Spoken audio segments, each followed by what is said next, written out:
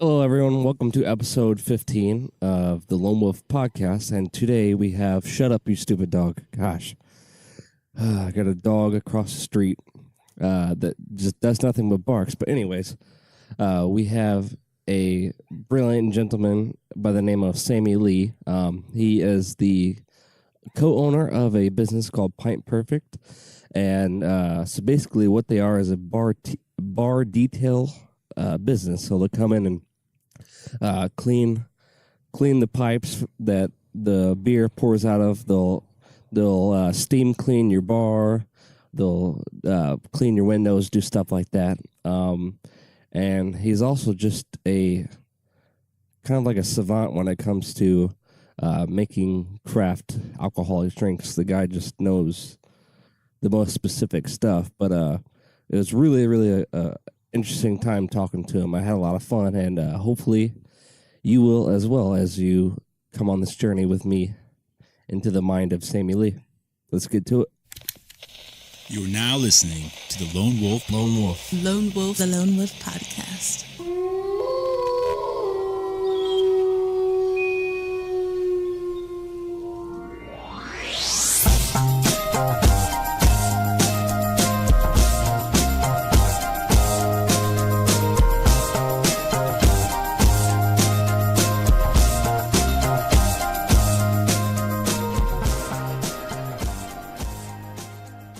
But anyways, okay, so we're now recording now. But anyways, you're talking about a show that you watch called Serious Eats, where it's actually a website. Oh, website? It's like a bunch of food writers get on this website, and a really popular one is Kenji Lopez, I do believe. And it was his article talking about broccoli cheddar soup, and in there they're like, it's basically a bowl of nacho cheese. It's like broccoli cheddar soup makes it socially acceptable just to eat a bowl of cheese. Right. And how do we get around that? How do we make it more soup than nacho? Right. Which, by the way, you know what? I'm kind of ashamed of myself. I didn't eat the staples in Chicago food when I went up there. I just got back. I got back on the 22nd. Which, by the way, I feel like, nothing bad against Chicago, but like once you do the Chicago stuff, for me, it gets boring. I'm more interested in nature. That's where I can get lost and like never not get entertained. But with the city, once I've explored like all the hot spots, even the beaches, I'm just like, I don't know. Like I went to Pete's Coffee, which I wanted to go to like a more craft place, but I just sat there and I was like charging my stuff because I had to get out of my Airbnb, but I was just like, I'm kind of bored. I know it sounds bad, but oh, my bad. So about food, I had probably one of the best gyros I've ever had. I'm on the quest. That's like one of my lifelong quests. Dude. Is to find out what the best gyro has. And for a long time, it was Round Table up there in Godfrey. But it's a place called Euromania. Euromania. I think it's in North Chicago. So it's in more like it looks, where it starts to look like Wrigleyville, like the more, and it was on like this, it was on this like hipster street. It looked like if you were to take Williamsburg, Brooklyn, and then put it in Chicago. That's what it looked like. But I went in there and got the Euro plate, and they have the pre-cooked lamb meat on like a rotisserie. And so you order it and they cook it. Like you can literally see them cook it fresh for you. So they take the super sharp knife and they skin it, or they don't skin it, they just cut the little strips and they fry it right in front of you. And like you can get a Euro plate, which is what I got. So it comes with fries or Greek herb potatoes. I got fries because I'm typical American. Even though I probably should have tried the Greek herb potatoes. But There's a bunch of really good Euro places in St. Louis too. Is there? There's one not too far from where I live near the IKEA. Euro. Euro. YIRO. Oh, okay. And they make a really good one. Also, do they put feta cheese on it? That's of course. Yeah. See, that's the only thing I didn't like about this place. What? They didn't put it. I was like, I don't know.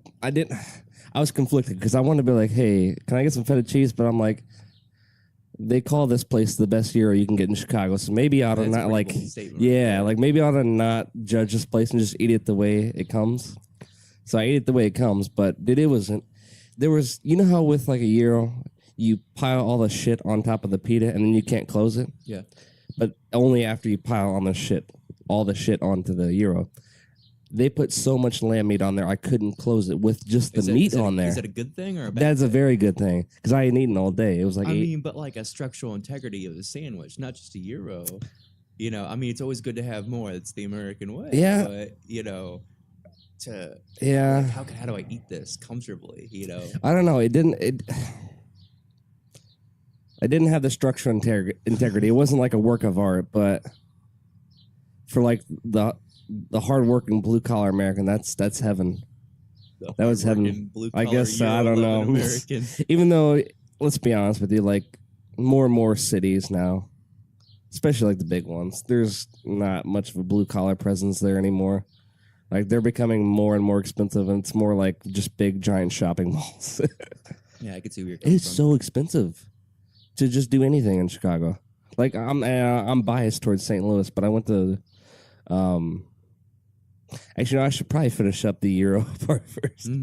But yeah, no, it was just good, and I guess I summarize this. It's currently the best year I've had, so that's the standard for me. But I went to the Art Institute of Chicago, and that was neat. But like, there wasn't a big enough difference for me to. Okay, so let me just preface it with this. Sorry. This is what I'm talking about, my non-linear thinking. Sorry, I promise I'll be more direct in this future podcast. But I was comparing it to SLAM, St. Louis Art Museum, and I was like, it's not that much better to where I can justify paying $20 for entrance versus You know, free, donate what you want. You know, like, I mean, yeah. Of course, I don't know. Does St. Louis have like there was a really cool part of it. They had the medieval armor. Does St. Louis have something like that? Like a medieval armor and a weapon part of it? I mean, it's been a little bit since I've been there. Uh-huh. They have a lot of period pieces, so it wouldn't surprise me if they really did. Right. I mean, they opened up a new wing like 3 or 4 years ago. Oh, wow. You know, got a lot more to see. Mm-hmm. Was that the one with the ancient Egyptian one? Is that the wing you're talking about?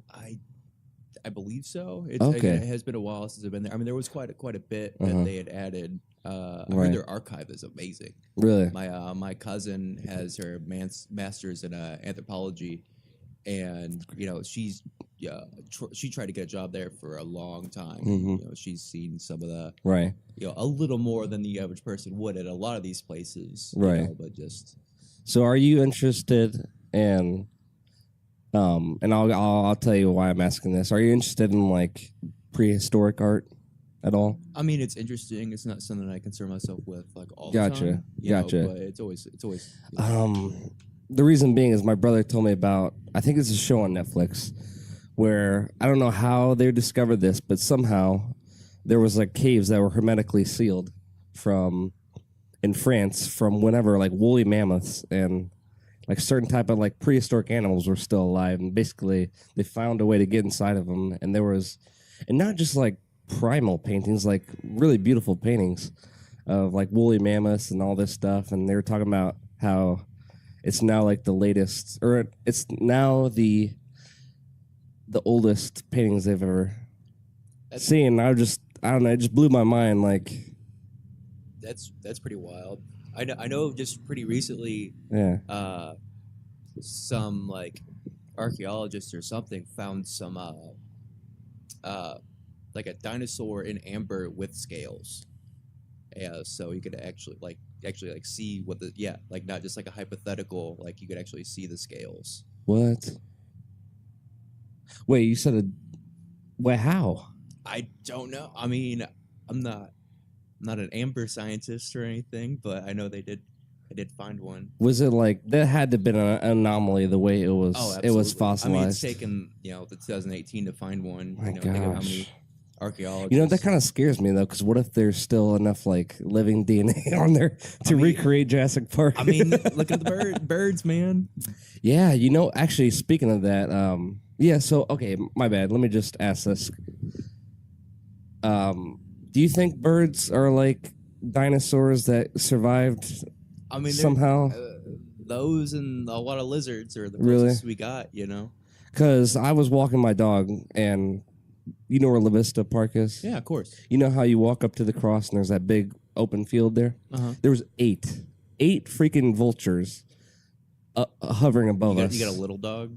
No, I have a lab. Oh, okay. I was watching him. I'm like, dude, if you attack my dog, you're gonna die. Like, I'm gonna snap your neck. Like, just wait. But dude, those things are like, if you just see, and not even vultures, in any bird up close, you look in their eyes. That is a straight predatory look in their eyes. Like born, raised, survived throughout all the years as a predator. That's it. There's no hint of like, oh, like we're domesticated. No. But yeah, these things I'm there for like 10, 15 minutes. I'm just like, I don't know. Half of me was like, please don't attack my dog, but please do, because I wanna fuck a bird up. Or at least have a good story to tell someday. Yeah, I don't know. I took some video of it, but who knows? I might be exaggerating. Maybe they were just flying their usual pattern and looking for like smaller prey. Because I don't know. I don't think a vulture is strong enough to pick up a dog. I remember when I was a kid, I had this dog named Buffy. It was a Yorkie Terrier, just an asshole. It was really Wait, are those the small dogs? Yeah, Dude, small dogs are assholes. I love dogs in general, but the small dogs get on my nerves. Buffy was fucking sassy. Really? All right? Like Buffy was kind of an asshole.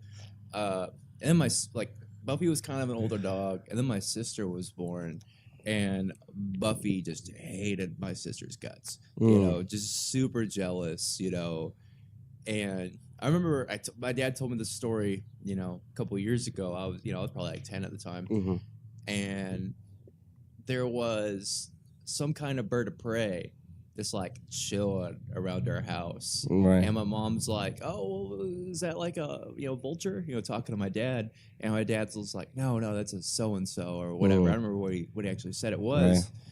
Right. But my dad knew what the hell it was, and he was just hoping that it was gonna swoop up Buffy. Right. Us being like, take that goddamn dog.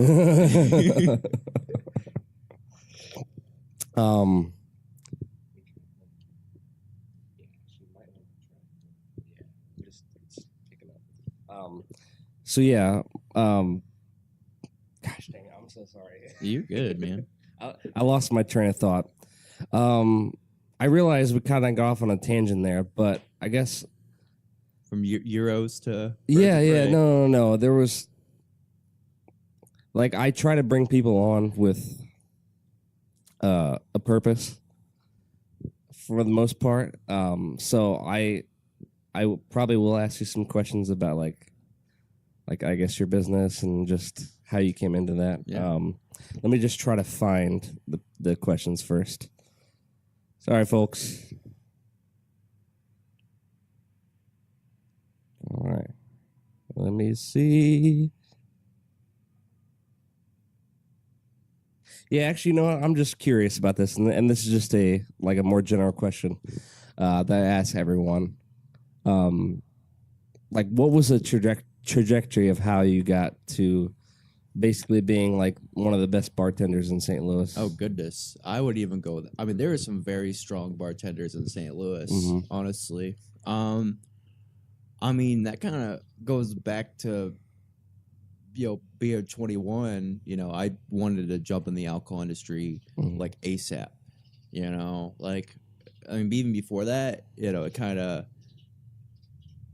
It's like flavor, I'm like a big flavor junkie, and when I was like on a big cooking kick, cooking God knows what, just if I couldn't pronounce it, I wanted to cook it, right? It's like what do I do next, and then I found I was like, maybe I can make some beer, and that was kind of what really started everything for me. Was like, hey, I'm gonna start brewing some beer, and From there, I got an internship as soon as I could at one of the local breweries. It was 6 Row in St. Louis. They closed down now, unfortunately.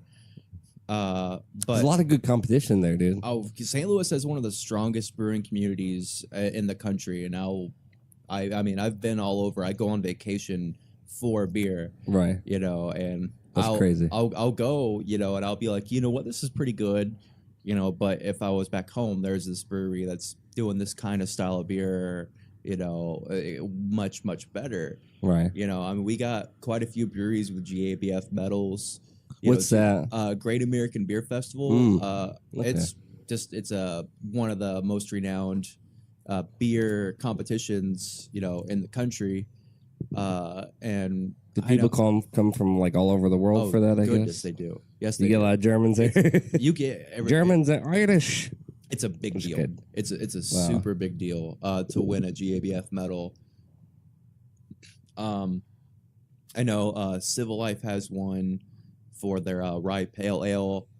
I know that Perennial has one. I believe for Maman, their Imperial Stout. They have another one. It's one of the Savant series, one of their barrel aged sours. But I mean, very, very strong breweries, and there seems like there's a new brewery open up every like month and a half. Right. Well, you know what? It warms my heart to see, because I hate when people talk crap on like St. Louis, just because I consider it like a second hometown for me. But it warms my heart to see like some of these broken down buildings being renovated and turned into not just like good breweries, but successful ones. Oh, no, absolutely. I mean, St. Louis is definitely the food, the beer, and the cocktail scene are just blowing up right now. Right. I mean, we've had a couple James Beard finalists. I know Vicia got pretty far this year, and I know Lona's Little Eats was an actual finalist, and they absolutely deserve it. Wow. So how long have you been in St. Louis? About a year and a half. Year and a half? Yeah, Okay. I mean, I was going to say if you'd been there for like a while, like, because I'm just curious about when this whole like, this kind of like creative thing just like took a turn and went uphill. Because like, it seems like lately there's like all these like, just really like craft, like artisan restaurants and just popping up left and right. I don't know when. 3 restaurants that opened up in my neighborhood in the last month and a half, it seems like. Like a new pizza place opened up, I mean, a new Caldi just opened up. There's like a Mediterranean place opened up, like, right next to a poke place. Poke, what's that? Sorry, I'm like a child. Goodness. It's like a I think it's Filipino. Oh, gotcha. Okay. But it's like, like fish that's been like, it's not raw, but it's like cooked, Oh, okay. Like citrus juice and like mixed with other veggies in a bowl. That sounds pretty rice. good. I mean, they're pretty good. Sounds fresh. It's definitely fresh. Sounds like something I could like pig out on and not feel guilty and want to kill myself afterwards. Oh, and then you can go right down the street to like iTap or Taste or something like that. Get a drink. But yeah, no. I mean, everything's just kind of exploding when it comes to craft beverages and food in St. Louis. I don't know exactly when the food thing really took off, but for beer, you can definitely point to 2011. That like you had the 4 big herb breweries opened up all like within that year. Right. Like you had Urban Chestnut, Civil Life, Perennial, and Four Hands. They all opened in 2011. I still yet to go to Four Hands, so I really want to. I love their beer, but you definitely should. Because it seems like they got the same like vibe at their main location as Urban Chestnut, like the big industrial. Well, Urban Chestnut really has this whole like German beer hall thing going on. That's what I meant. Not industrial, not like 1984, like monolithic. Oh, like, I mean, lifeless thing. I would say like modern brewery has kind of like this industrial, small West Coast kind of feel to it. Like we just open the garage doors and people come on in. Right. That's pretty cool. I like that. But you could also say in the same breath that Four Hands is kind of like our big West Coast style brewery that's just kind of like plopped in the city. Right. Now Scratch Brewery, that's from Missouri, right? Scratch is in Ava. Ava, where's that? They're in Ava, Illinois. Okay. Have you ever been there? I've been about 3 times now. I love the idea of it, like some hidden brewery in the middle of the forest. Ava or Scratch has been a huge influence on a lot of what I do, because I go out of my way to forage, fruit and spices, and they really got me on a big kick. Right. Whenever I really started try to find some unconventional ingredients. Where we're sitting right now, I can see where like my secret stash of mulberries are. Wow. We're like overlooking, Clark Bridge right now, Right. and there's like in West Alton, there's like 30 mulberry trees. Oh wow. That's as close as I'm gonna tell you to where they're at. No, I'm not gonna lie. I have no idea. I have no intention of going and finding these flavors. But like every year, I try to find out about something that's really truly local. It's not even something that's like planted here, like something that's like would have grown here regardless of us. I try to incorporate that into like, my liqueurs or Right. brewing or something.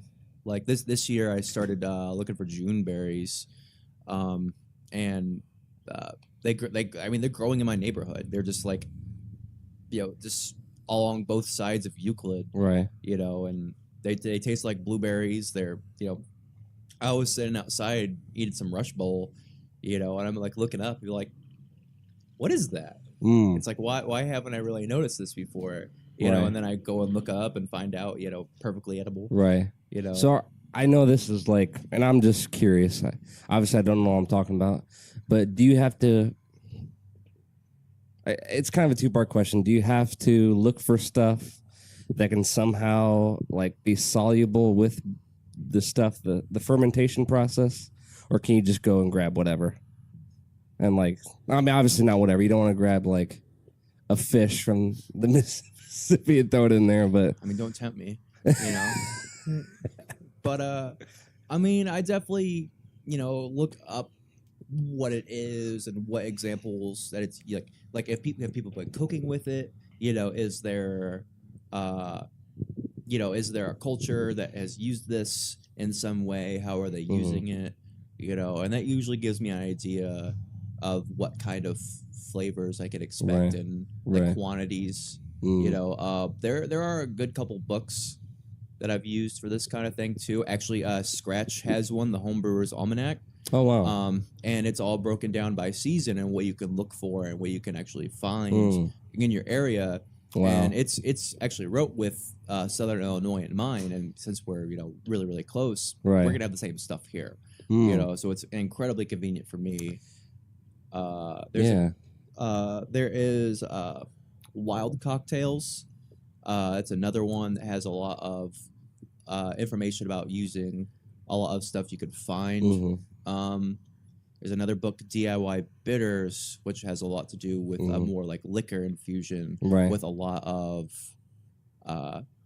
very, interesting botanicals and fruits and stuff. And they give a little bit more about like quantities. Right. That one's a little more direct. Right. So beyond just like the calories and carbs and the consumable aspect of it, since you're using some of these more like herbal flavors, are there some health benefits to some of these beers? I mean, I imagine there could be. A lot of the times when I'm looking up some of these things, like hyssop or, gentian root or something like that. A lot of the literature is going to be from like a homeopathic standpoint, but a lot of times they don't have what does this taste like, right? So a lot of it's kind of a, give it a shot, right? I have a big old library of single herb botanicals. Mm. You know, I got like at least like 25 different, you know, alcohol macerations of just like, oh, here's what yarrow tastes like. Here's what, you know, myrrh tastes like. Frankincense. You know. Frankincense and myrrh. Had frankincense, but I think I used it all up. In So what something. I mean, obviously you hear that in the Bible, but what is it like flower? Are those flowers or something? Or? I don't. Myrrh, I think. Don't hold me to this, but I think it's like a sap from a tree. Oh, That's been like crystallized. Like Wow. it'll be sold as like myrrh gum, you know. And I mean, I was just using some myrrh today, you know, and it was just like these little like crystals, Right. you know. It's like, I mean, they look like sap, you know, Right. like amber or something like that, Mm. you know. But frankincense, I Right. really can't tell you what it Really? is, like what the origin of it is, you Right. know? You know what? As far as the process of getting the stuff, if I was getting paid to do that, I think that would be something I love. Like I think with just men in general, we love like exploring and finding these things because that's, you know, hundreds of thousands of years of what we've been doing. But I personally would love that, and then to realize like through the time that it's been brewing and then drinking it and finding out it's good, like I would find a lot of pride in that. Like, holy crap, I know exactly like the X and Y location that I got this, and like I don't know. No, I mean, is there like a sense of that for you? I guess, or I get an immense amount of satisfaction out of it. I mean, I've been doing it for a couple of years, but I like the idea of like terroir, you know, like I like the idea of like, this is what my neighborhood, this is what my, you know, where I live at, what it really truly tastes like. wow, You know, and I really like that because I mean, like, let's say you're brewing beer, you know, it's like you can get grain from pretty much anywhere. right, You know, you can get, you know, yeast from a yeast lab, and it's exactly what you're looking for. But I mean, you know, the mulberries or the pawpaws or the persimmons that are, you know, not even fruits or vegetables that are, you know, grown here by farmers, but it's like, this is what the flavor of your region tastes like. right. Literally, the flavor of St. Louis tastes I mean, like. regardless of you, Or Southern Illinois. you know, regardless of the people around, it's like, this is what we taste like. Southern Illinois tastes like, you know, Quite literally, yeah, actually. quite literally, you know. And I really like that concept a lot. You Right. know, I like to, you know, like you think about all these, you know, like liqueur makers or, you know, wine makers, you know, like people in like Champagne or, you know, people that make Amaro in Italy, you know, and that just starts, you know, what's in my backyard? What do I have available to me? You know? I mean, if you truly track the history of beer, that's kind of how it was anyways. I mean, like you couldn't do beer local until you found out refrigeration. Yeah, I So mean, it's no, like- absolutely. You know, I mean, we just now passed, you know, a couple of years ago, having the most amount of breweries in this country. You know, but because before it's like, yeah, you couldn't travel with beer, and everyone needed beer. You know, so every neighborhood just had a brewery. You know, it's had a brew pub. Well, and I feel like the way at least the United States views beer now is less. Let's drink 30 beers, and it's more like, you know what? Let's maybe have like a couple, and just do it for the experience and the flavor.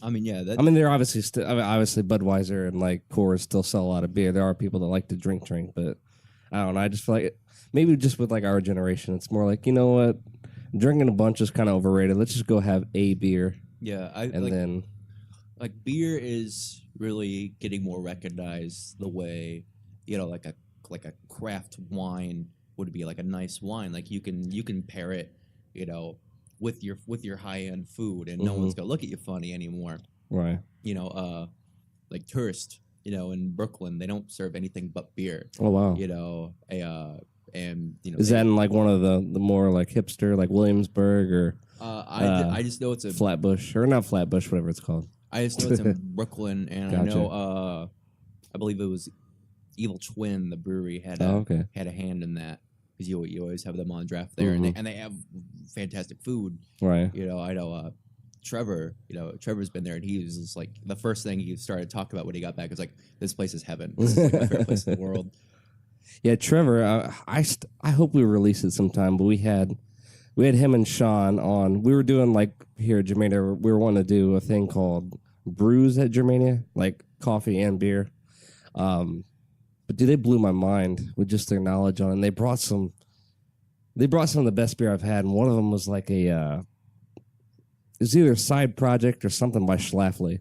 It looked like it was dressed in a wine. It was like in a wine bottle. It looked like that, and it had like a metal thing, like a metal label. It's probably like the variant by Schlafly. Yes. Yeah. The chocolate one. Mhm. Oh my dude, that's the best beer I've ever had, hands down. It's pretty good. He said it was like $100 or $150 for that bottle Jesus. or something. He said it was expensive. I mean, I was thankful. But yeah, no, I had that beer last year, and it was pretty good.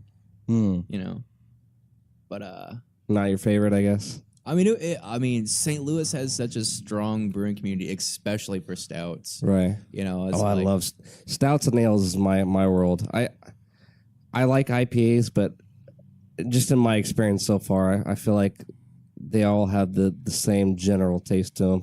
It's an every now and then beer. It's not something I'm like, oh, you got a new IPA, let me try that out. Whereas like stout, it's like, have you been to Narrow Gauge yet? I haven't. No. Yeah, you definitely got to go there. Really? They're doing like New England style IPAs, which is like the hot button thing right now in beer. They're kind of like a lot of ways they're the like opposite, or basically like taking what you know about an IPA, kind of turn it on its side a little bit. Huh.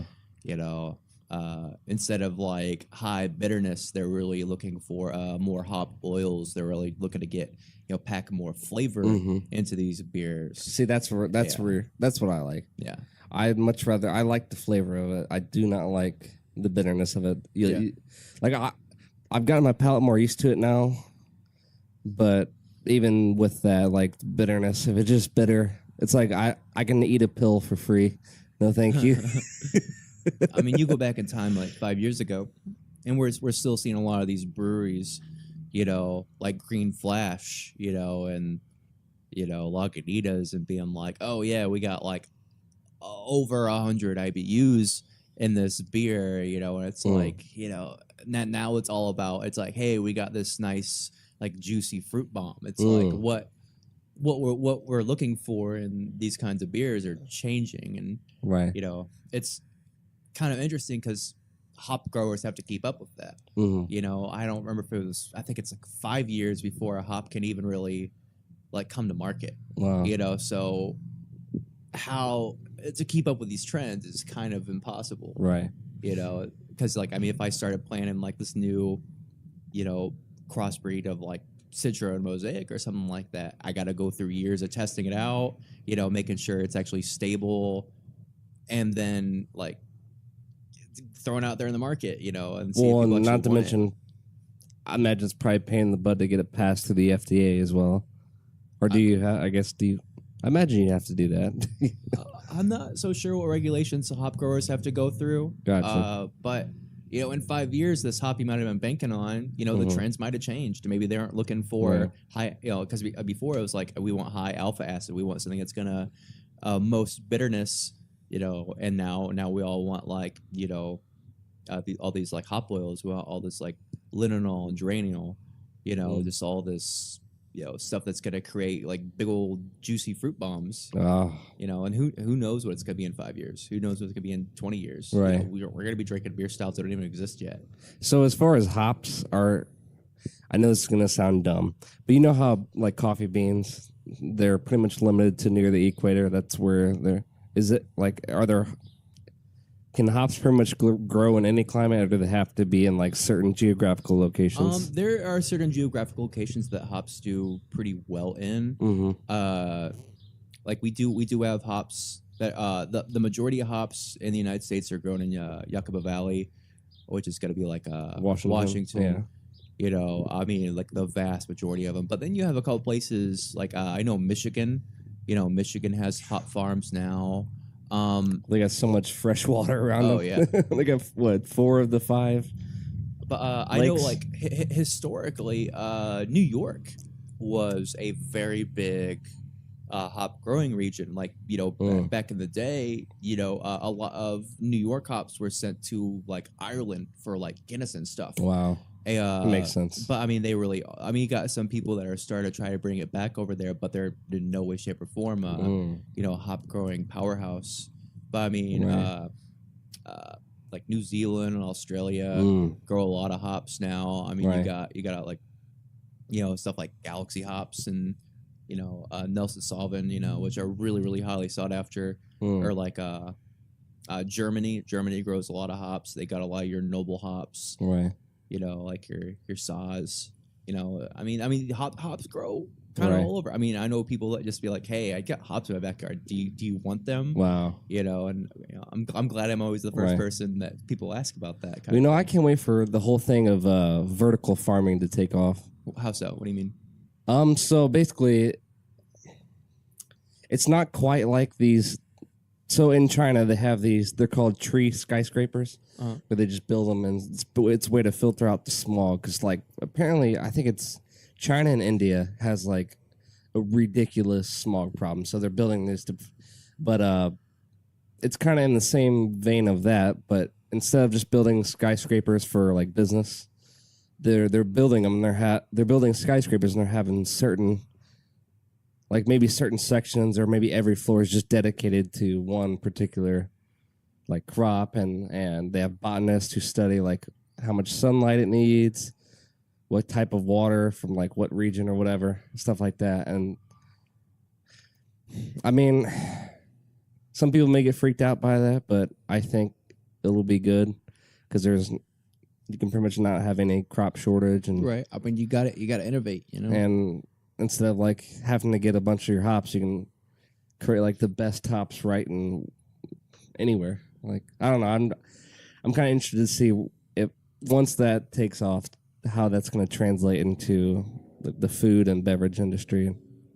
Like I don't know, like in the future of humanity, how we're just going to like the flavors are just going to get better and better and better.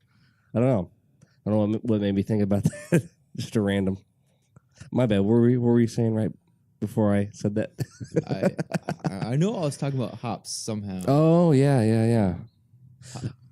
Well, I guess since I broke your train of thought, I had a little funny side note about the flavor of St. Louis. I was gonna say don't pick up anything near Grand in St. Louis, especially right by Procter and Gamble. The flavor of St. Louis should get is just. It's chemicals. Might not be the best. Like, pick up anything about like Monsanto or Boeing or something like that. Oh man, I mean, I'm not really bummed out about it, but I kind of wish I applied for a job there, and it was like the best paying job I ever had. So I drove over there for like 45 minutes. They had like an assessment in this big room. It's kind of weird, but yeah, I ended up not getting. I think the IQ test part is where it got me because it's just those stupid questions, and not really stupid, but they kind of are. They'll show you like different pipes and like they're different sizes, and they're like, oh, which one will fill up first? And I'm just like, what is the practicality of that? But I feel like that's probably where I didn't score too high. But so while I'm making fun of Procter and Gamble. I realize they do pay people pretty well, and I'm glad they're there for the opportunity, But yeah, let me get on to my next question. Sorry. Do do do do do do.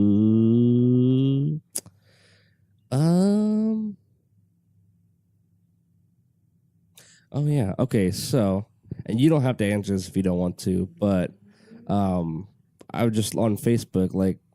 Well, it's a two-part question. One, what was the inspiration to start Pint Perfect, and how in the world did you guys get like a $10,000 reward? I'm glad for you. Like that was amazing. I was like, good, because I see how much passion you have for it, and I was glad. I was just kind of curious, like. Pint Perfect really started in my business partner Josh Colclaser's garage. which is awesome. Give me the Steve Jobs of beer I cleaning. mean, I hope so. That's how all the great stories start. I mean, I hadn't seen him in a while. I mean, this is my oldest friend. We've been friends since kindergarten, and I hadn't seen him a couple months. I was like, hey man, I'm gonna come kick it. We got talking about what we've been up to, and we were just like bouncing around ideas. And I was like, hey, here's something I've been kind of thinking about. Taking this whole draft line cleaning idea and combining it with just a full service cleaning company. And Yeah, because I saw on the video. I don't know if you've been promoting it on Facebook, the one that Megan shot. Yeah. Yeah, because I saw you like cleaning windows. I'm like, I thought they were just cleaning like the beer taps, but no, that's really cool though. I like that. I like you're kind of like you're doing like a what is that called? Like when you go to like the car places and they don't just clean like your windows, they clean literally everything. Like detailing. Yeah. It's kind of what you're doing with beer, right? Yeah. Well, I mean, basically anything that a bar would need help with. It's like we want to be there to be able to do it. If you want your draft lines clean properly, we got that covered. If you need us to rewrite, your liquor menu, you need something new for spring. We can do that for you. If you need recommendations for new beers, if you need, your bar like steam cleaned, it's top to bottom. If you need your windows done well, it's like we want to just make sure that, your bar is the best version of itself it can be. Wow. That's really cool. Okay, I didn't realize I had the wrong idea about you. I thought it was just like you guys are like just cleaning like lines and all that stuff, which I mean, I have nothing but respect for. Like you're telling me like all the crap that goes into it, how people can get injured on the job. I never would have thought like you could get injured from cleaning out you're beer lines. Some serious chemicals. I mean that that caustic is no joke, man. Especially because we're diluting it between like 2 and 3%. And like this stuff is full concentration. You'll need to go to the hospital. So it's like gloves. I wear, sane mind. When you're dealing with this kind of stuff, right? Right. So was that video? Yeah, I like the way the bar looked. What bar was that shot at? That is Brennan's. Okay, that's what I was thinking. Yeah. That's actually where I bartend on Fridays and Saturdays. Yeah. So, just out of curiosity, like who decides? I really love the little sign you guys put above your bar, like the little quotes. Like, is that just like? Do you have like a competition there, like who can come up with like the most quote-worthy thing? Or? It's kind of like a group thing. Sometimes someone will have a good idea. A lot of the times it comes from Toby the GM, Kevin the owner, or Zach. He's like our events planner. Mm-hmm. But I mean, if something just sticks, it sticks. Well, I like it too because it's like it's not that family friendly edgy. It's like edgy. No. Because some of the stuff, it's like I could see the people who are easily offended getting offended by it. No. I love it, dude. It's like. I'm sorry. You gotta when you come to a bar, you kind of gotta realize that you're not gonna be around the most. And I'm not like putting anybody down who goes to a bar, but it's not the most like PG-13 place to go to. No, I mean I love Brennan's. Brennan's has this tongue-in-cheek, kind of thing going on. Like it's a very nice place to go to, and we wear a lot of hats there. But I mean, at the same time, it's like, we're a little on the goofy side, like you wouldn't realize it at first glance, right? But then you get to look it around. Like we got this thing called the mini Brennan's. It's like this little bitty truck, It's set up to emulate the main floor bar. It's got its own sign on top of this little truck, and we take it to events, and we got a record player because we have a record player. And there was playing records like outside in this little truck, and, right? We got like the the liquor pours that are mounted on the walls there. Wow. You know, that, like have like measured out amounts. We got those. So I mean, Right. it looks and feels just like Brennan's, and it's goofy. Right. You know, it's hilarious. Dude, your liquor cabinet or whatever that is, it's like on the Instagram page. It's one of my favorite pictures, but it's like it's downstairs and has like it's yellow lit up. Yeah, Is that like your down? I guess is that your liquor like stash there, or is that? That is where we do our backstock at. Oh, But nice. people can. I mean, It's gorgeous. We have to go liquor there. Mm. You know, if you wanted to like buy a cigar, you know, like a beer or wine to go. Right. That's how Brennan started. Mm, You wow. know, it wasn't even a bar whenever it actually started. You know, Right. it was just a shop. You know, you come in, buy a cigar, buy beer, buy liquor. Mm. You know, it just slowly expanded and expanded and Wow. expanded. You know. There was a couple people that came in here probably, I don't know, a month ago, and I'm sure this isn't unique, but they were talking about how they wanted to launch like a drive-through only type bar. Interesting. Yeah, I thought, dude, and they were talking about like wanting to do it like a fast food place. You have a menu and prices. Like, dude, that could actually like be really popular. Like, I don't know. Yeah, no, it could be popular because, like, either way, if you go walk into a store or do a drive-through, you're going to be transporting the alcohol via car. But just people are lazy and they love convenience. Well, So I know Corral Liquor has a drive-through window. they do. They do. Wow, Yes, it's been so long since I've been in there. Actually, I think Ben's a friend, or like it's one of Ben's old friend. Well, Used to his dad owns the place. I know Mike Patel. Mike Patel. I actually used to work there a couple years ago. Oh wow. And yeah, great guy. But yeah, they bought it from whoever, I don't remember the name of the last owner they had. But yeah, they've really turned that place around. Right. You know, the craft beer section is much better. The Mm. whiskey selection is much better. Right. And if you know what you're looking for, you know, you can get some really good deals, Right. you know, going there. Right. But yes, they do in fact have a drive-through there. That's crazy. I remember this one guy would come in, he'd see him pull up. It's like, alrighty, you know, go get that 24 pack of Paps. You know, it's like he just knew right away. Right. You know, so yeah, you had your regulars come through for that. You know what?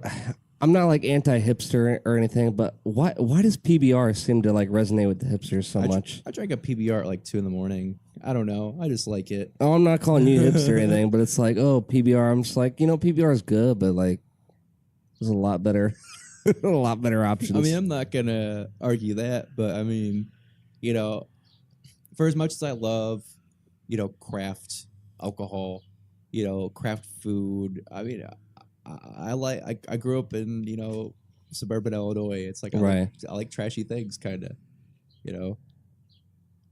Like I like Monster. I like shitty beer. Right. You know, I like a McDonald's cheeseburger every now and then. Yeah, you know what? I'm kind of ashamed of myself going back to the whole Chicago thing. It's partially my fault too because there's some like breakfast place that say it's like the best cheap breakfast you can get. It's called Wildberry Pancakes and Cafe. It's right by where like the Riverwalk entrance is near Lake Michigan. But they had a 30-minute wait time. And due to the time that I lost leaving there and trying to find the second place and then eventually going to McDonald's, that's what I was ashamed about. I'm in Chicago where all these amazing restaurants go, and I go to freaking McDonald's. But just because I gave up, because I could not find, for the life of me, I could not find the second place. And I was just like, I had all this anxiety because I felt like such a tourist. Like, you know, I'm just going to go to McDonald's. And I ended up spending like, oh gosh, I felt like such a pig, dude. But once again, I had only had one meal the night before. And it was like. It wasn't the Euro place? That was the Euro place that I had the night before. Okay. I was just starving and I had been walking. But I had 3 sausage and cheese biscuits and 4 hash browns. But I spent like $10+. I'm like, you know, I should have just waited and got probably more food and better food at this place. But I didn't have the patience. Just wait there. I don't know. Yeah. Sorry for that little A little distraction there. What? Okay. I'm trying to think. St. Louis. Oh.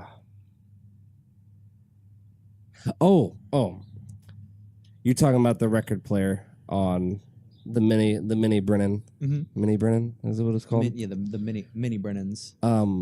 So I just like ventured into that world. But before I get into that, what is like? Are you fond of records or? I actually don't have a record player, unfortunately. Yeah, I kind of did a little bit of research into it because I wanted to make sure I wasn't just buying into like a fad because I'm all about like how good quality is it. But apparently, the scientifically speaking, the highest fidelity you can get is CD. I don't know if they put WAV files on there or if they just put like a uncompressed AIF. I don't know how they do it with CDs. FLAC is kind of the new hot file. I mean, it's not really new. Mm-hmm. It's like a file lossless audio. I don't remember what it stands for. So it's like a 40 megabyte file. It's actually not that. I think it's smaller than a WAV usually. Oh, wow. Don't hold me to that.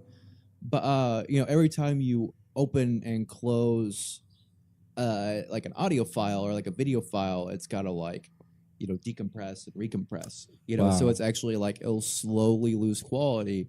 Like if you play a video like a million times, it'll actually like change in quality. No way.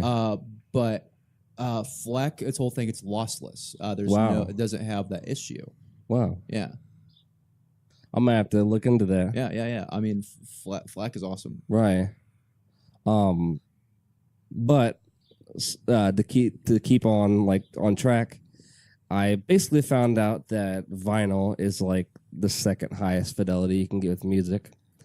But there's more to it, and the reason why I kind of wanted to get into like just record collecting. One, I love album artwork, and they're like, if you just take the records out with the sleeves that they come in, and maybe put it in like boxes and mark those boxes, and you can like pin up the artwork because it looks kind of like a mini poster. Oh, like decorate your room. And I'm born in '91, so I grew up at the very like tail end of cassettes, but cassettes never really interested me that much. And I grew up with CDs and digital, and like this is kind of the venue that I've never ventured in. And I like the aesthetics of it. I like the tangibleness of it. You can actually see the grooves of the music. I don't know. No, I mean, vinyl's cool. I mean, I know a lot of local bands, are getting their stuff done. I mean, not just like big bands, but band like Polyshades. Polyshades put their album. Yeah, I saw that on vinyl, and a bunch of people are going that direction. Right. I mean, it's cool. You know what would be really awesome, and I think we talked about this before. But the summary of this is like, I hope Lighthouse gets maybe like at least one vinyl like presser someday, and they expand more than just like a record studio, and they can actually kind of like have you heard of Third Man Records? I have not. So Jack White, I love Jack White. Like he's one of my favorite. He has one in Detroit and one in Nashville, but not only are they a recording studio. Actually, no, I think they're mainly like a record store, but they also do have a record recording. I think that'd be awesome if Lighthouse like would not only be like a cutting edge kind of like recording studio for the St. Louis metro area, but also like press records for a local band. That would, dude, I don't know anything about that process. I mean, right. I don't know how much space that needs. I think it needs a pretty good amount of space, but I don't know if you get like one, and then you could probably have someone who specializes in interior design to like efficiently set that up to where you use the least amount of square footage. I don't know. I just think that'd be cool. I mean, it'd definitely be cool. Right. Now you have a connection with Lighthouse, don't you? Or are you like a not so much. I mean, I've met the guys a couple times. Right. But I know Alex St. Sim, but there's two owners, right? Oh, I don't know. Sorry, for some reason I thought you knew. I knew you said you were in like music engineering, but for some reason I thought you were like you did some stuff there. And most of the stuff I usually if I was gonna get something like mastered or get something recorded, I usually go with Ryan Wasoba Okay. at Bird Cloud Studios in Edwardsville. Nice. Just because he's a fantastic guy. Right. He's great to work with. And he does a good job. Right. I did. I guess it'd be last October. I got some nice recordings of just stuff. Right. Just a random library of just things that aren't instruments. And Is that for like video making or filmmaking? Just to have it. Gotcha. It's like if I'm gonna do some sound effects for somebody, or if I'm throwing it in some music. Right. But I also got drums recorded of my buddy Josh Day. He's a hell of a drummer. Right. And like I just every now and then I'll just pull some samples from it. It's like you never really know where my sounds are going to come from in my music. Right. So, So you said you produce music, but what? I know this may seem kind of vague, but like, what would you classify your sound as, or like inspired by? Oh goodness. I don't know. It's like I don't really ever. And I don't want to like box you into a corner, like, oh, No, that's your sound, that's all you know what I'm saying? I mean, but really describing what I do is hard even for me. Right. It's like I make a lot of times I make like it's like fucked up beat music. Gotcha. I mean, I don't really know how else to describe it. Like I'll just a lot of found sounds. Like I'll have just like these recordings, and Gotcha. I'll make drum beats out of just random stuff, Right. And then I'll pull up a synthesizer and throw it against the wall and see what sticks. And Wow. you'll never really know what. Like I'll have to explain it. But no, isn't that kind of how you shape the future of music though? Like, I mean, look at like, because Frank Zappa was talking about that. He was talking about how you had like these old guys that were in charge of the record companies, and that was when the whole like psychedelic revolution was happening. And they were like, we don't know like what the kids want. Let's record it and let's press it. And then you had this explosion. And what happened whenever they stopped like being so revolutionary is whenever the people that were in the studio like sitting on the sessions became the heads of the company. And they were like, oh well, I'm a hipster, like or not a hipster. I am like with it. I know what the people want, and that's when kind of like it kind of died off. I don't know. I mean, there's a lot of the stuff I do has been around for a long time, really. I mean, you got dude, no one creates in a vacuum. That's impossible. I mean, like Stockhausen or John Cage. I mean, these people have been doing found sound and truly experimental music with synthesizers and what have you for well before Right. I was born. I mean, there's nothing new under the sun. It's just packaged differently. Well, it's amazing how you can one mimic nature to sound like instruments. Well, obviously, because instruments come from nature, but two, how you can find rhythm in like these really, I don't know if this is the right word, dissonant sounds. Yeah. How you can like it's not the most extreme example, but whenever Kanye released Yeezus, Yeah. it slowly became one of my favorite albums, but it grew on me because I had to realize like in this dissonance, there's rhythm and there's a beat, and like somehow he found a way through like these really like kind of shrieking chords and weird like industrial beats to rap, and I was like, okay, I see what you're doing here, and I'm impressed. I mean, I've been listening to music like that since I was like 16. Wow. So like people, Aphex Twin or Autechre or Have you ever heard of Gesaffelstein? yeah, I have. I love. Yeah, I love that French like industrial techno music. Yeah, It just something so great. Like, I'm not putting down. I'm sorry. I promise I'll let you finish there. I respect Calvin Harris and some of these like globally known pop DJs, but there's something about like just that hard hitting music. Like, I don't want to go to a dance and be with a crowd of 50,000. I'd rather go to some little like 500 500 capacity thing with some French DJ who just like gets down, and like I want to be in like the tangible like just energy of it rather than just be a raindrop in a sea, you know. But No, like I definitely feel you there. I really like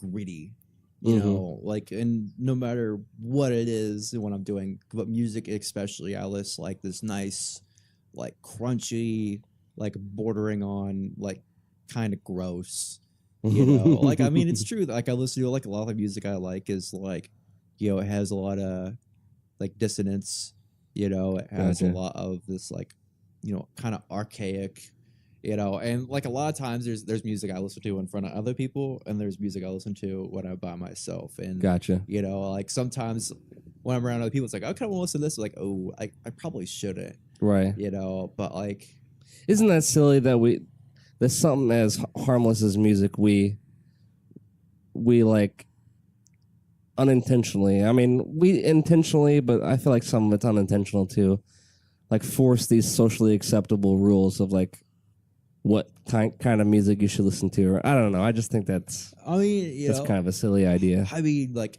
superficiality of I definitely see where people. you're coming from, but like I do listen to some real, just pretty out there music sometimes, you know. So like I totally, as long as it's not painful to my ear, like if it just, I don't know, if it's just like, if it's clipping the entire song because it's in the red line, you know, I'm not gonna listen to that. But as long as like the technical aspect of it's fine, I'm totally okay with listening to something random.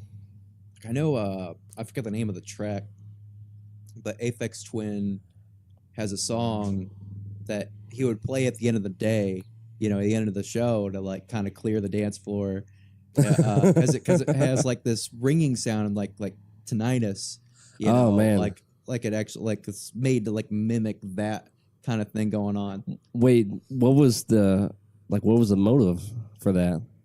Just because he's a big old weirdo, honestly. Wait, so like clear the dance floor, people that weren't there for him? Show's over, you know. Really? I'm playing this now to get you out of here. I mean, I almost feel like that's counterproductive though. Like these people are like, if they hated it so much, they're never going to come back to another concert. But he's a weirdo. He just lies for the sake of it. You know, I mean, he released like goodness, like 150 or so unreleased tracks on his SoundCloud. True. You know, like he just had no online presence for the longest time, and it's like boom, I'm back. Right. You know, and like here's like unreleased album after album, and then he just deletes it all at one time. You know. Like he does just interesting stuff. He's a real interesting guy, right? Yeah, that's incredible. Richard D. James, he's a hermit, but I mean, he won a Grammy. You know, he wasn't like in the music scene. He was out of the public eye for years, and then he just releases an album, and just for the sake of being him, it's like I mean, it was a great album. Don't get me wrong, but he definitely got that just because it's like, oh.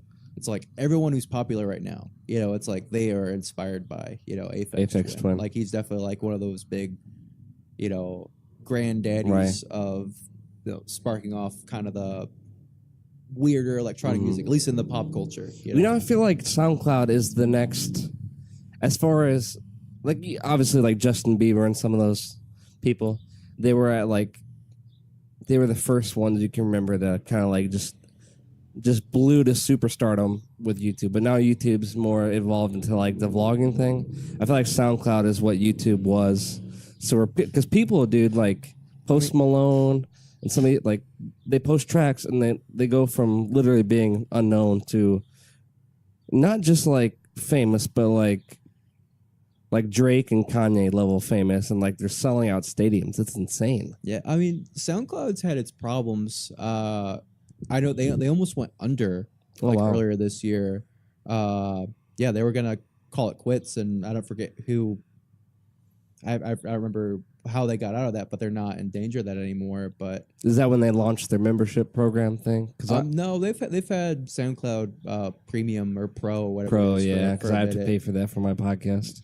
I used to have it, for like a year or so, Right. but I haven't posted on there in a while, Mm-hmm. and I'm actually, probably gonna switch to Bandcamp for all my Oh, stuff. yeah. I don't know. I just like the interface more. Right. Um, SoundCloud is really good for uh those, like, it's really good for electronic musicians. It really is. Right. Bandcamp seems to be more good for pretty much everything else. And I know Right. we got, this term like SoundCloud rappers, Mm-hmm. so it's good for them too. Right. But I don't know. Although, anytime I hear SoundCloud rappers, my first instinct is just to roll my eyes and shake my head. It's the auto-tune mumble rap bullcrap. And everyone sounds like each other. I might get it, like, that's not uncommon with music, but it's like, oh my God. I just don't understand why people like fall head over heels in love with these people. I'm like, their music's subpar. I really like auto-tune. Like, I'm not even gonna, I will, there's a point where it's overdone, but Right. when someone does it really, really well. Yeah, no. I actually agree with you on that. It's easy to be like, oh yeah, they auto-tuned it, but people Right. like T-Pain. Oh, yeah, Whenever he, like, that man can sing. That Right. dude doesn't need it, but stylistically, he worked with that software for years before Right. he started using it, like, on a professional level. Because he wanted to know exactly how it works. Well, I think as long as you actually sing with it or you use it as an instrument and treat it as an instrument, I think that's when I respect it. But when you get like mumble rappers like Young Thug and all these people, and they're just mumbling like syllables and vowels with this autotune, that's where I'm like, ugh, just go away. But at the same time, I'm like such a contradiction because one half of me is like, you know what, you're doing your thing, good for you. But one half of me is like, just stop, please. I don't know. I think it just kind of goes back to, it's like, I like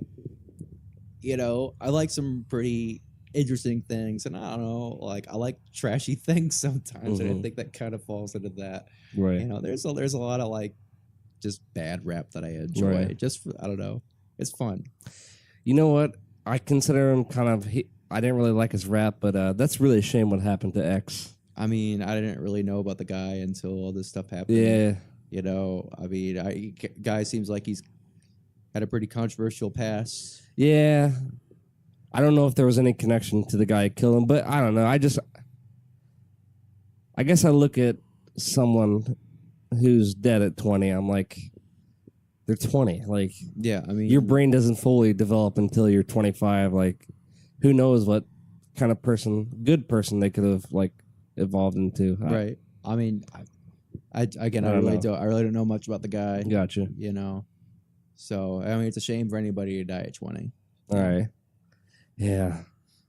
Well, they were talking about how social media could have played a part in this because he was like apparently posted on social media like, oh, I got all this money, I'm about to go buy like an expensive motorbike like with cash, and how like that could have been the motive. I don't know. I feel like there's nothing, like, it's not illegal. There's nothing morally wrong with like flaunting, but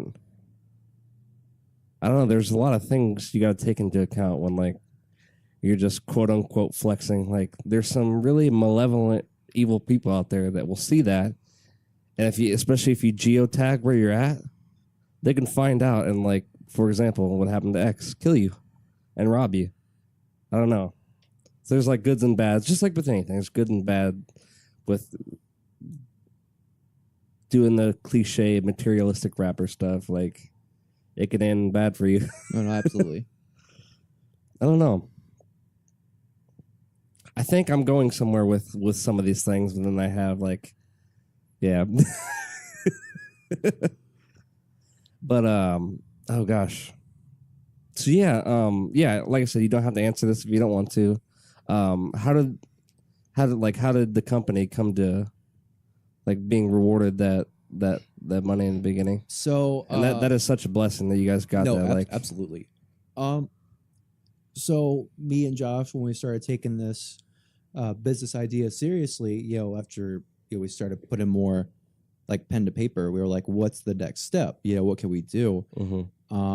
And at SIUE, they have the Small Business Development Center.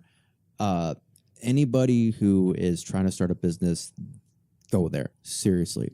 Are they kind of like, you remember the small business revolution that came through Alden? Well, You heard about that? yeah. Is that kind of what they do? They're like a incubator for. Not so much. So it's really the Small Business Development Center. It's you start off, you go to like a workshop, and they'll go through. You'll be like, just like the most general. It's like, this is how you start a business. Like if you're trying to start an LLC, here's what you got to do. If you're trying to start like a C corp, this is what you got to do. But then from there, it costs like $5 or $10, per person. It's very, very cheap. And then from there, you can do one-on-ones. You can schedule meetings with someone that works in that department.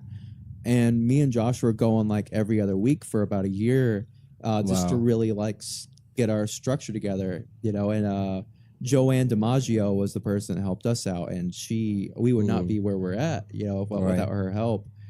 So was that more inspiring finding out, or was it kind of daunting, like figuring out all the crap you just had to do to even launch it? Oh goodness! I mean, there was a lot of sleepless nights, and we're still having them. We just started, we got open. That's like not even the real battle. Now it's Now it's like, let's actually run this business. Right.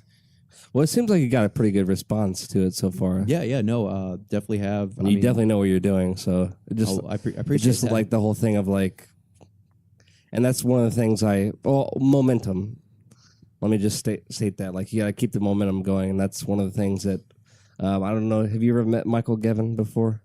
I am unsure. He's kind of like, I don't know. He's just a really cool, like, motivational guy. But he was talking about that's like one of the most important things you got to do with what you love. Just keep the momentum going. Like once you stop, then like it's like pushing a rock. Like once you get the momentum going, it gets easier. But when you stop, and you gotta like take a few steps back, run, and then put your shoulder into it. But I don't know. I think you'll do fine, especially with the internet. Like, and you can boost post, and I think it's. I think you'll do fine. Yeah, I mean, it's been baby steps the entire way. Right. It's we've had a lot of help, throughout the whole thing. And again, big boost to the Small Business Development Center. They did everything they could for us. Anybody who has an idea for a business and they think about it at least more than a month, put what you can on paper. Go take this this workshop, and then take it from there. And it's a fantastic resource. Wow. Now I could be wrong, but I could have sworn that's what Post Commons up on 3rd Street. Is it 3rd Street? It is 3rd Street, yeah. What they want to do as well. Yeah, they want to be a roastery, a coffee shop, a bar, but also a small business incubator. I mean, I've only been there a handful of times. I know that they were gifted the building with the condition that they use some of the extra room. Oh yeah, they're using it for like events and stuff. Yeah, well, things that are community oriented, which is great. Well, yeah, dude, it's freaking huge in there. Oh, it's beautiful. The place is huge, and Hugh's such a nice guy too. Absolutely, yeah. Hugh's a great guy. I mean, again, I've only met him a handful of times, right? But every time I've talked to him, he's been great. Well, I think it's cool that he's bringing his knowledge of just the craft kind of business from Denver and Portland to Alton.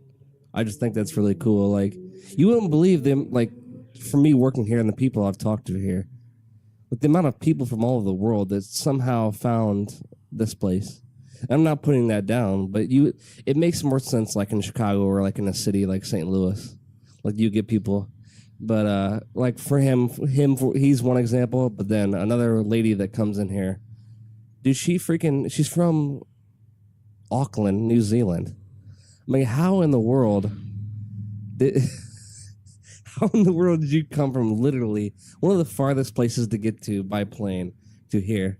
And I think it was like she met her husband or something. But I just think that's fascinating. Like the more you dig into you're like, oh yeah, I lived in Portland and I was a pastor there and in Denver, and then I come to Alton. And it's just like, wow. But yeah, that was my little. No, life's crazy like that. You never know where you're gonna be in a year. I don't know. I'm really thankful for it though. Like, no matter where I go in my career and just in life, I will always look back at my hometown as like I'm sentimental about it. One, it's like a geographical anomaly to the rest of Illinois. Like southwestern and northeastern Illinois don't look like the rest of the state. And like not many places in this state do you have like kind of like the Great River Road. But also this city it's actually a town because you have to have 70,000 or more to be a city. But this town is such a microcosm of St. Louis. Like you have kind of that same like diversity and like just, I don't know, artistic. Yeah, it's crazy. I don't know. No, Alton definitely has its charm, Right. Especially like architecturally. There's a beautiful building. It's definitely stuck in time, that's for sure. It has its problems, you know. Yeah. It definitely does. But yeah, no, I always have appreciation for Alton, and Right. it seems like it's really, you know, especially in like the last 5 years, you know, there's been a lot of change that kind of came. I'm excited to see what Alton's going to look like in 10 years. You know, I've said this before in my previous podcast, but I think it's because the global population is growing more and more, and especially in like some of the West Coast, like California, there's really a lot of red tape, and not just California, like LA. There's a lot of red tape in cities that you have to cut through to build new developments, and so there's limited spaces, and so the prices are going through the roof for like places to stay, and then the square footage is getting smaller and smaller. But what you're seeing, at least in my opinion, what I'm seeing, is people, you're like, you know what, I'm done living in this coastal city. Let me just move inland. And I think Alton's kind of result of that. You're getting people like somehow they find their way here, and they come from a big city, and they bring their knowledge and like their resources from those cities, and they're investing it here. I think you're seeing that not just Alton, but like in all these little like overlooked and underrated towns and cities, and all these because of the flyover internet, areas, you know, yeah. and like they're investing their California money, which translates very well in like Missouri. But yeah, I don't know. It's really cool to see that. But I think that's going to be the trend now. And Michael Gebbin, I'm bringing him up again. He was like, I don't see a rural America in 100 years existing, just because people are going to value like overlooked towns more and more because they don't want to pay $3,000 to $5,000 a month to live in an overcrowded city. I mean, especially in like landlocked cities that don't really have good public transport, like LA. Right. Like people aren't going to value, especially I think with the rise of internet workplace. I mean, you could work anywhere. Yeah. You know, Like, is it really worth wasting 3-4 hours a day, or maybe more, traveling to my job when like, especially if you work online, like, screw it. I'm just going to find a different job where you don't have to meet at a physical workplace for meetings. I'm just going to move to, like, I don't know, like Bend, Oregon, or, you know what I'm saying? Like, oh no, absolutely. I don't know. That's really cool, though. But yeah, I do agree with you. I would love. I mean, in 5 years, I'm gonna be 31. I'm kind of like, I don't know. I don't think any guy looks forward to their 30s. But at the same time, youth is so worshipped. I can't wait to be old. Well, youth is so worshipped. I feel like, yeah, there's benefits of it. Yeah. Like your skin is more fresh, your metabolism is better. You're probably gonna be in better shape. But it's like you're kind of an idiot. I mean, I think And you're really, especially, I think in your mid-20s, you're so just conflicted about so much stuff. And I don't know. I feel like in your 30s, for the most part, is when you're kind of more comfortable with yourself and kind of have a grip on what you're doing with your life more. I think I was always gonna be an idiot. Like no matter what I do, I always be like, I'll look back at a year, and be like, oh, it's a big old dummy. Just in general, or in like in a Oh, certain way? just in general, no matter how hard I concentrate in something, I'm always gonna be able to look back. Like, oh, Right. I was a big old dummy. I think my thing is, well, obviously I was an idiot when I was like 18 and 19, just with peer pressure. But I found myself when I look back, I specifically when I was living in Denver at 24, like, dude, why were you so like anxiety ridden? It's not that serious. Like, that's kind of like how I look back at my younger self. Like, why were you so afraid of something so trivial? I don't know. I mean, I got anxiety at the wazoo, so. I think I'm pretty sure my brother was saying that people with, and yes, I am implying that you have a high IQ. Oh yeah, But I've never taken an IQ test. Or you anything seem like very that. smart, but they said apparently like anxiety is more common with people who are smart just because our brain's operating at a higher level, and you take a lot more like variables and you notice a lot more intrinsic patterns, and that gives you anxiety. It makes sense. I mean, I kind of look at people and I'm not trying to judge these people as like as a whole, but I look at some of these people who are kind of dumb, and I kind of envy them sometimes. I'm like, man, I really wish I could just like totally let go and totally enjoy myself sometimes, and not care about my perception or the perception people have of me. it could also be all the coffee I drank. I mean, that doesn't help. Wait, what is like your daily intake? I don't know. I at least have a couple cups.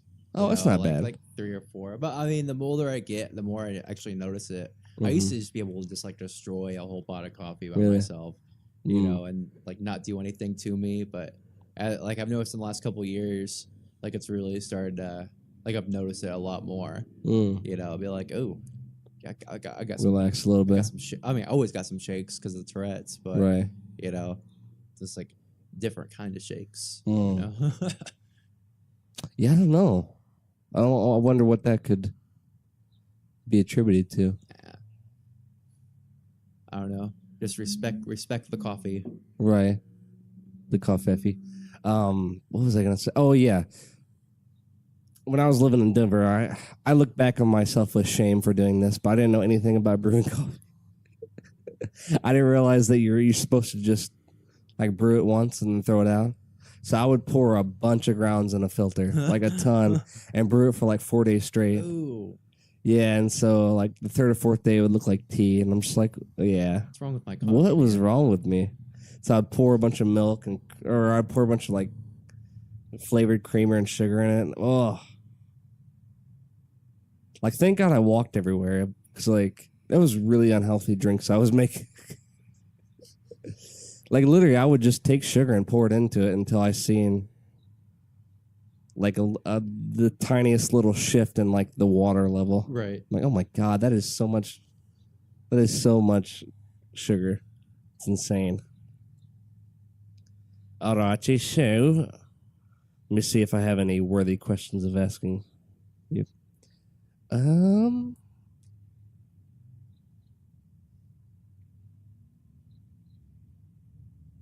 Oh, okay. Oh, yeah. So before I even ask a question, I wrote myself a note here and I said, I love the way your name sounds. It's so like Sammie Lee. That's Sammie Lee. It's cool. Like it was a good one for my mom to yell at me. Well, and it flows into each other. Like Michael Scott Wolf. It's like your name is like just a flow-on sentence, whereas mine is like Michael period Scott period Wolf, and it's so bland. It doesn't sound like your name sounds more musical. I like it. I'm the only Sammy I know. Because everyone's like they're a Samuel or they're like a Samantha, but Sammy. Like, that's my full name. Yeah. I always joke that's like, I got like I'm prepared for like grandpa name. It's like, oh, Grandpa Sammy. Yeah. It's like I'm already ready for Right. it. See, I'm afraid that I'm probably never gonna be a grandpa or a father, Because like kids crying and screaming still like the moment it starts, it shakes me to the core. Like not in a violent way, but I'm just like, oh, headphones, turn them up loud. I can't stand this. It's like nails on chalkboard. So Right.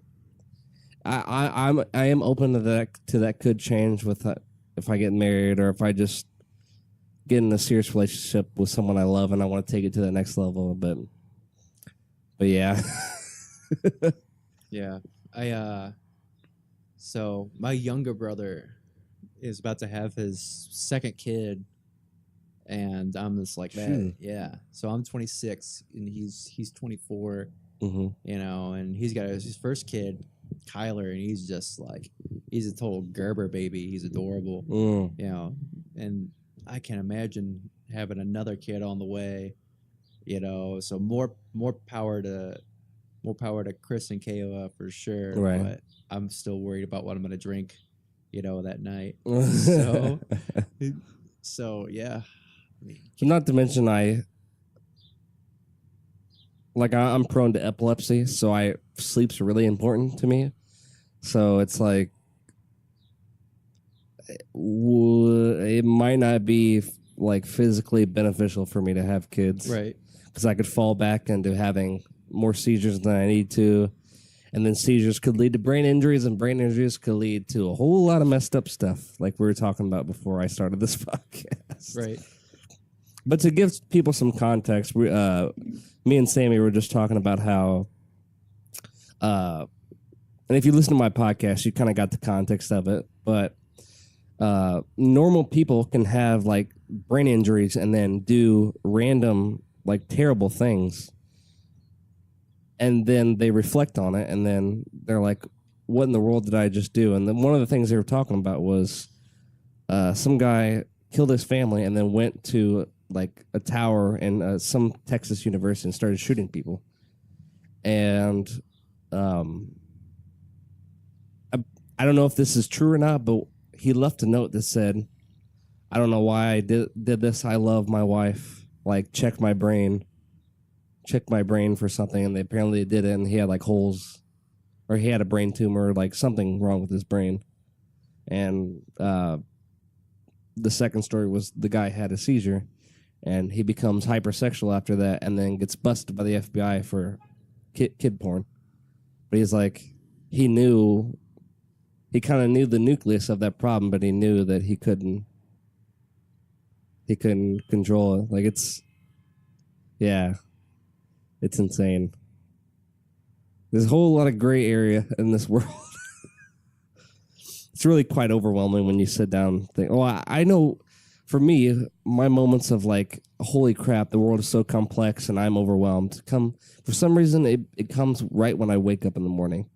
I'm super receptive for some reason at that moment. And it's not like existential, like, oh, I just want to lay here in bed and not exist.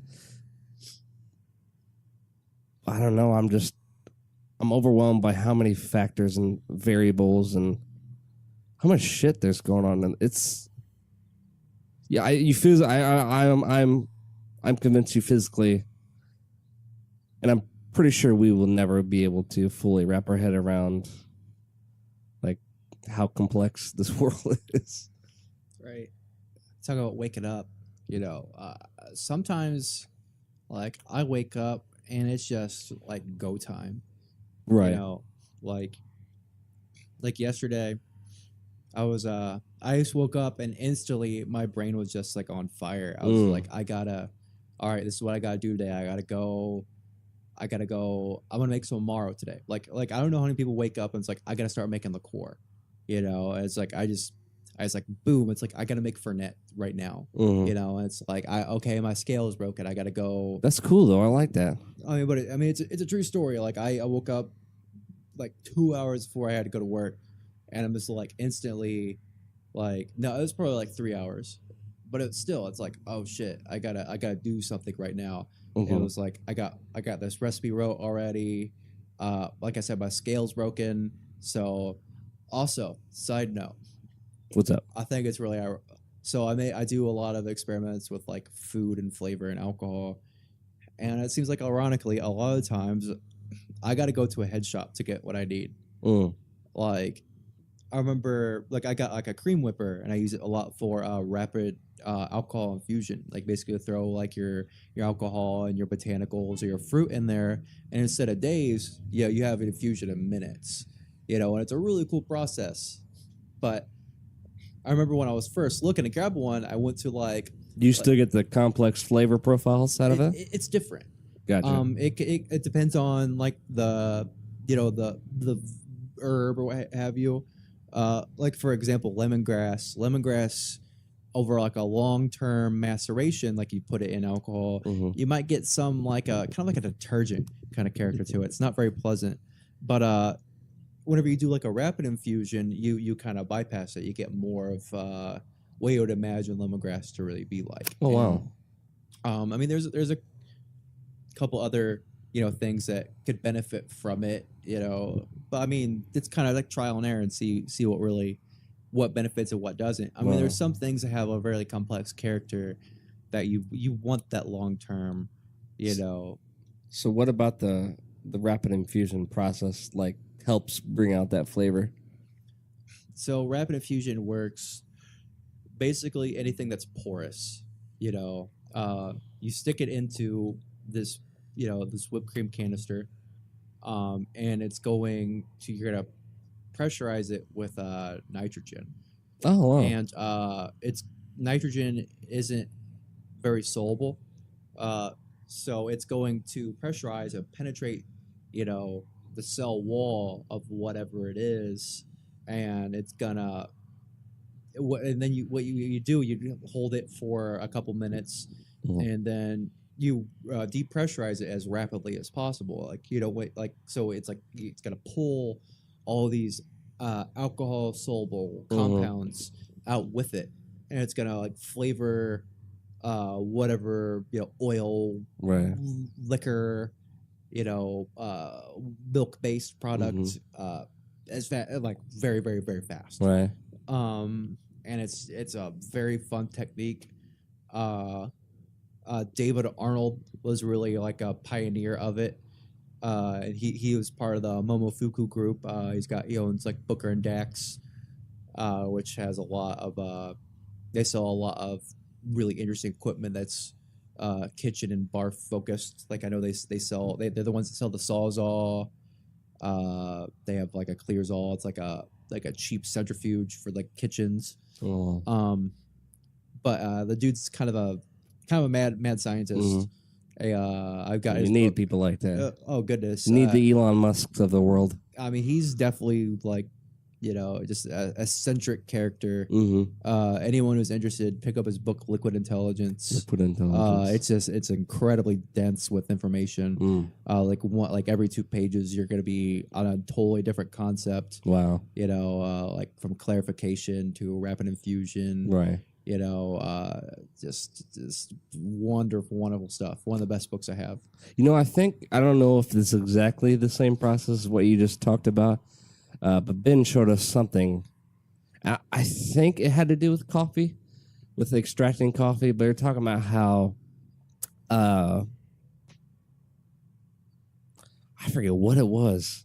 Basically how like plants, how they absorb rain or something. It's something that happens where basically they work like a vacuum. So they breathe in something, they push it, and then somehow it extracts like stuff. But apparently it's like it's biomimicry.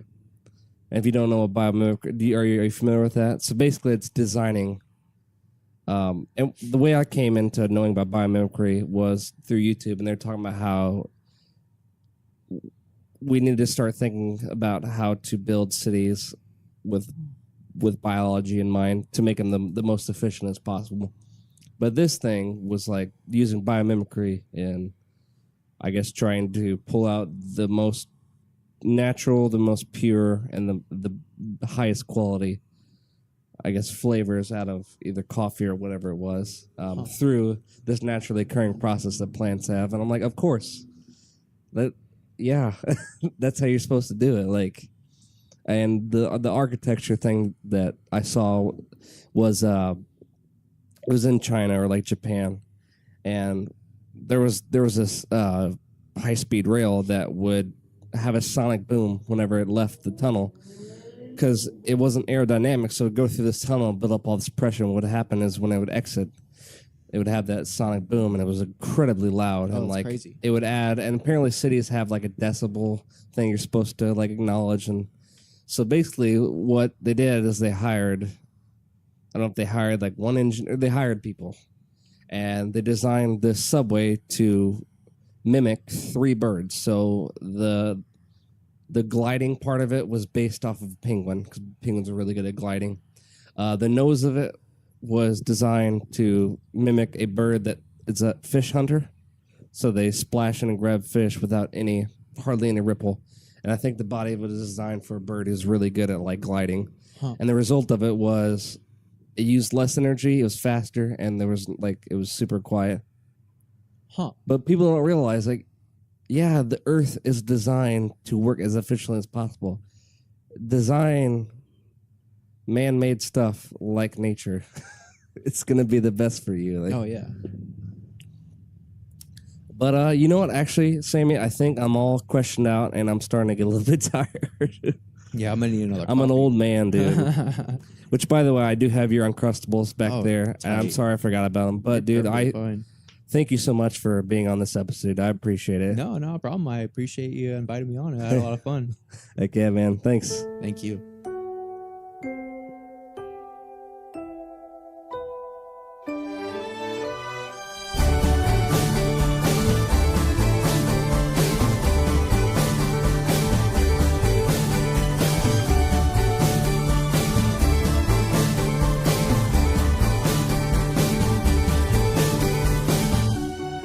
I fell in love again. All things go. Drove to Chicago. All things know. We sold our clothes to the state. I don't mind. I made a lot of mistakes in my mind. You came to take us. All things go to recreate us. All things go. We had a mindset. All things know. You had to find it. All things go. I drove to New York in a van with my friend. We slept in parking lots. I don't mind. I was in love with the place. In my mind. I made a lot of mistakes. In my mind. You came to take us. All things go to recreate us. All things go. We had a mindset. All things know. You had to find it. All things go.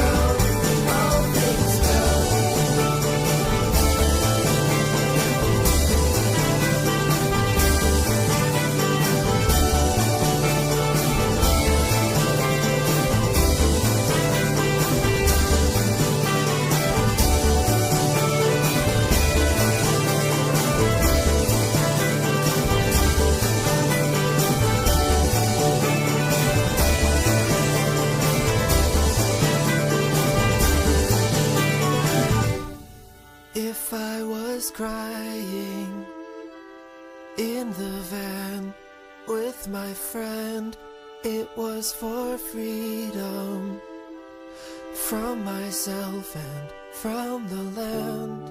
I made a lot of mistakes. I made a lot of mistakes.